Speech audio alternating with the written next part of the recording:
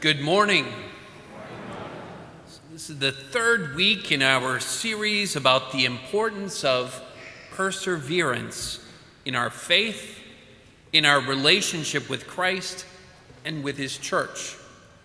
Often during Lent, our faith is being tested. We might not like it, but testing is actually a sign of God's love for us.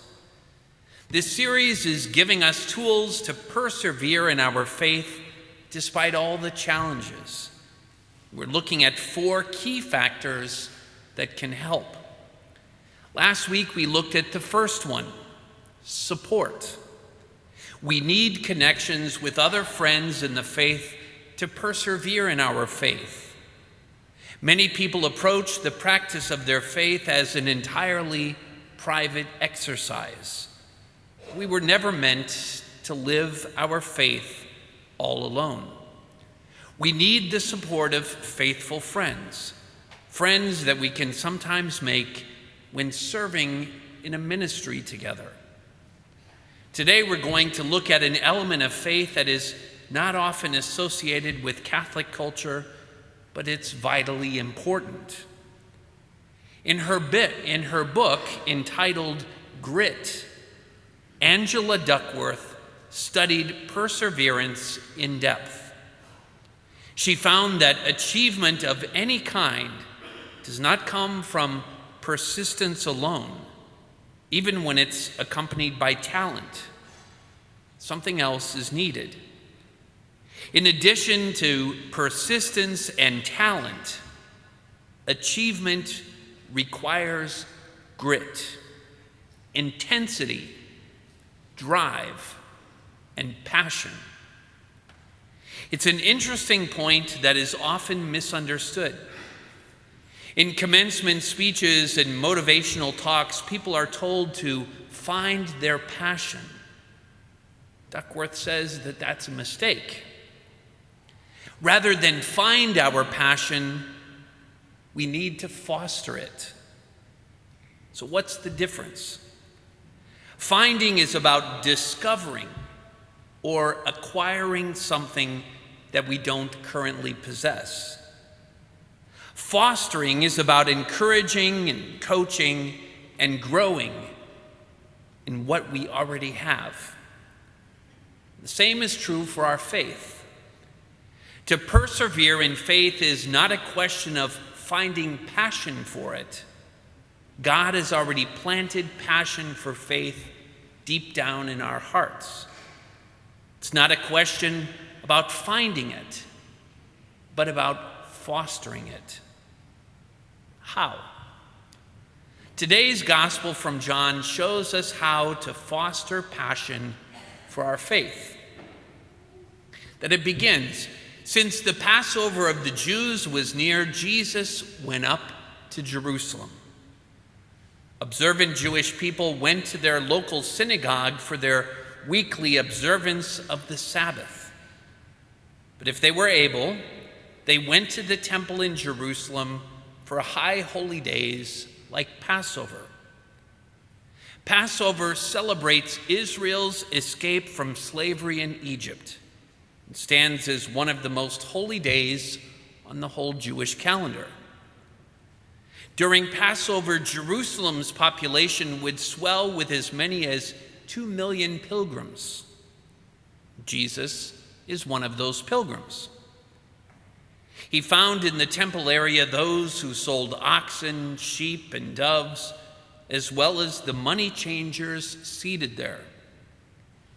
In the temple, there were vendors selling all manner of things to the out-of-town visitors. But there were also money changers. Roman coinage could not be used in the temple.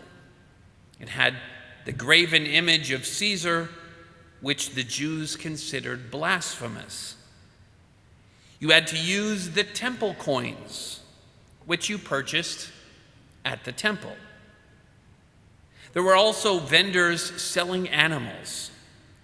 This may not sit well with our modern sensibility, but animals like oxen, rams, lambs, and birds were purchased in order to be offered in sacrifice as a key part of temple worship. Sacrifice and worship are connected in every major religion. There's an innate understanding in humanity that when we approach God, worship includes some kind of sacrifice or offering on our part. In the temple, people would sacrifice oxen, sheep, and doves, depending upon their wealth.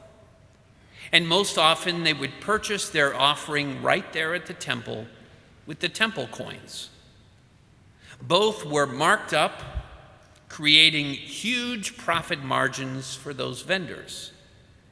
Exorbitant fees at a place of worship was a kind of extortion. So Jesus gets angry. It's not an emotion we often associate with Jesus, but everyone gets angry sometimes. It's an unavoidable human emotion. Jesus got angry because he was human like us. The point is not about avoiding anger. The point is what we do with anger. Book of Ephesians, scripture says, "Be angry, but do not sin." Anger is not a sin, but how we act out our anger often is. Jesus is angry with this commercial circus that has overwhelmed this most sacred place. He's angry that a riotous scene is interrupting people's ability to worship God in spirit and in truth. Perhaps he was angrier still over the injustice of it all,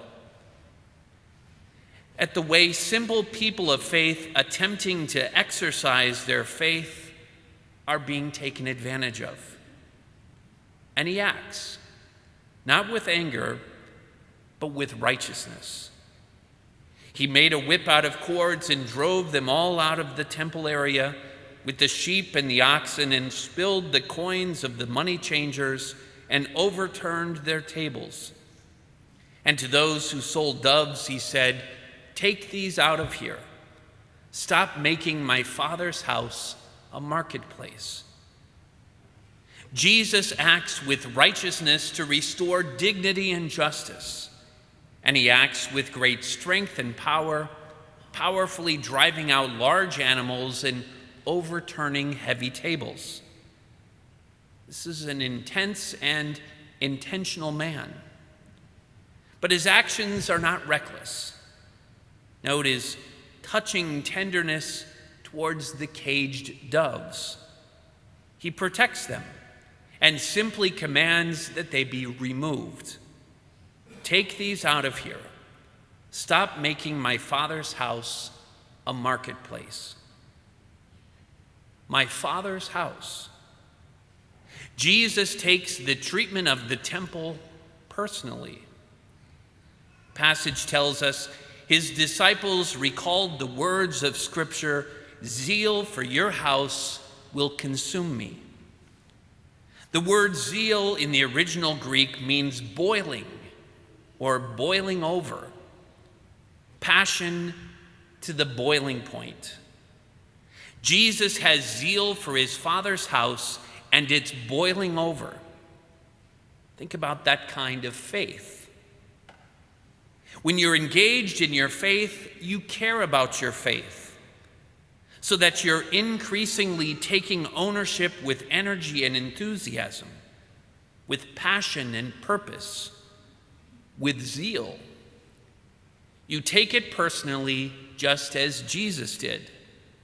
When you can say, "My church, my prayer time, my ministry," you're making it personal. You're fostering zeal and passion for it. If you're bored with God or bored with church, try approaching it in a different way this Lent, a new way. For some people, their passion grows when they start serving in a ministry. Something clicks in connecting other people to Christ by serving them here at church. For others, their passion grows in serving people outside the community, on mission. For some people, their passion gets real and has value when they make a financial investment in church with regular monetary giving. Other people foster zeal when they grow in faith with friends in a small group. Sharing faith grows one's own faith.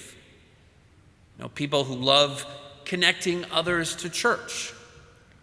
You can invite an unchurched friend or a family member to come to church and then sit with them.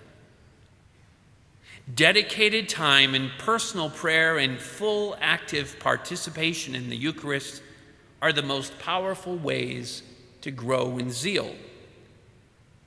Zeal isn't found, it's fostered.